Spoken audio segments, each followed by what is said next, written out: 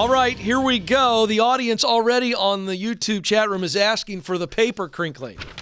So here we go. In my hands, today's article from Study Finds. It's a website that puts out all these studies. The most boring person in the world has now been actually identified by scientists. Boy, this is gonna offend somebody because we live in the most offensive, sensitive time in the world, and I don't care because this is funny, number one.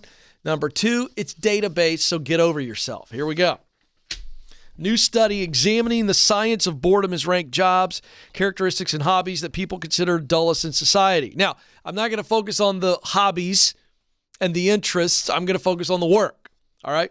So, bad news for you data analysts and accountants, because you top the list of the most boring people in the world. I'm sorry, there's a lady shaking her. Are you a data analyst or an accountant?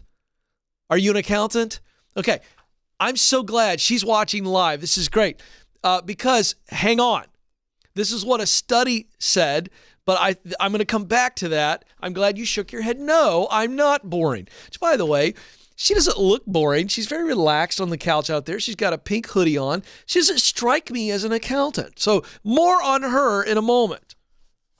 The University of Essex. They surveyed more than 500 people across Europe. And so that's the source of the study. Okay, so here's what's interesting. The study also found that there is a surprising misconception about so-called boring people. And you know what they think? That boring people are less competent in their jobs. Yeah. Now, hang on. I'm gonna unpack all of this. But this is fascinating. There's some personal growth I'm going to share because people think that if you're boring, you're less competent. That's a problem for you boring people out there. I'm going to help you be less boring in a moment. I'm a man of the people. I'm going to help everybody. I got some content for you on that. No, you know what? Let me go ahead and unpack it now. Why tease it? Here it is.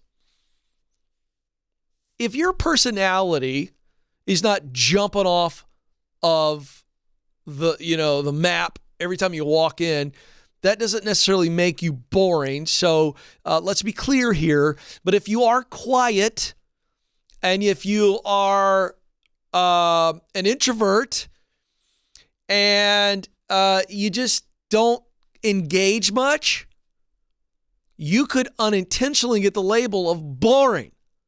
Now, do you have to change your personality to be like me, an extreme extrovert? No, you do not. And you don't need to, change everything about who you are, but you need to be aware that when you don't engage and when you are an introvert and you tend to be quiet, because introvert speaks to, do you get energy from people or do you get energy being alone? And then if you're a quiet personality type, which I'm not, you tend to get, you're not noticed as much. And so when you come to people's consciousness, you could be perceived as boring. So two quick things here. You have to change who you are. However, you need to be aware and you need to be interesting. And you're going, oh, great, Ken. Being interesting does not mean you have to be loud and extroverted. So let me give you a little tip how you can be interesting at the office. Be interested in others.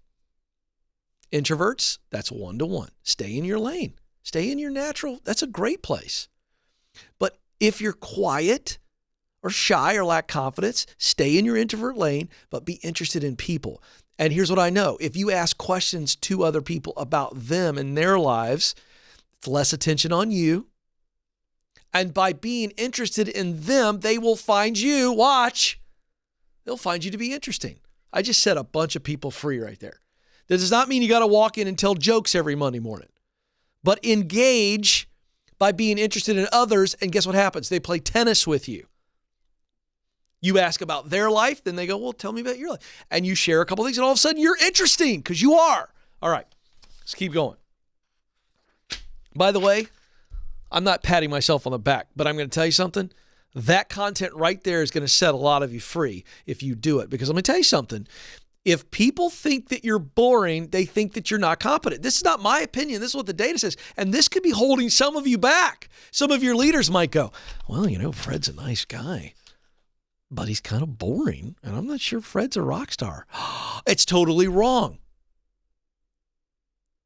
But we have to deal with perceptions. The old phrase, perception is reality, is a thing. So don't miss what I'm saying. I'm not saying you're boring, and I'm not saying you're incompetent. But if people think you're boring, they probably think you're incompetent, and you are holding yourself back. And I just gave you a breakthrough on how to not be boring.